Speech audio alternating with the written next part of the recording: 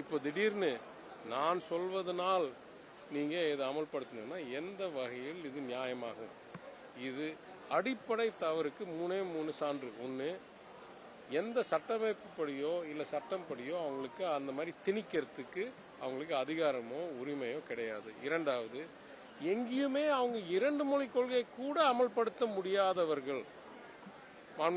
முதலமைச்சர் தெளிவாக சொன்னார். எல்கேஜி யூகேஜி படிச்சுட்டு இருக்கவங்க முனைவர் படிக்கிறவங்ககிட்ட வந்து நீங்க எப்படி படிக்கணும்னு கற்றுக் கொடுக்குற மாதிரி இருக்கு. எங்கேயுமே அவங்க 2 3 அமல்படுத்த முடியாதவர்கள் சிறப்பாக 2 மொழி கொள்கையை இரட்டை மொழி கொள்கையை இங்கே அமல்படுத்தின பிறகு நீங்க மாறணும்னு சொன்னா இது என்ன?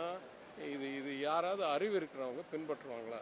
மூணாவது கேள்வி, இத்தகைய சூழ்நிலையில் நிறைய மாநிலங்களில் அவங்களுக்கு ஒரு மொழி கொள்கை கூட ஒழுங்காக நிறைவேற்ற முடியாத சூழ்நிலையில் நம்மள்கிட்ட வந்து நீ 2 மொழியில சிறப்பா செஞ்சிட்டு இருக்க, ஆனால் நீ 3 மொழி பண்ணியே ஆகணும் கட்டாயப்படுத்தினா பாக்கி இருக்கிற இடங்களை நம்ம அளவுக்கு உயர்த்த முடியாதது என்றதனால் நம்மளை அவங்க அளவுக்கு குறைக்கணும் என்று முயற்சி செய்கிறார்களா என்ற அச்சம் உருவாகுது.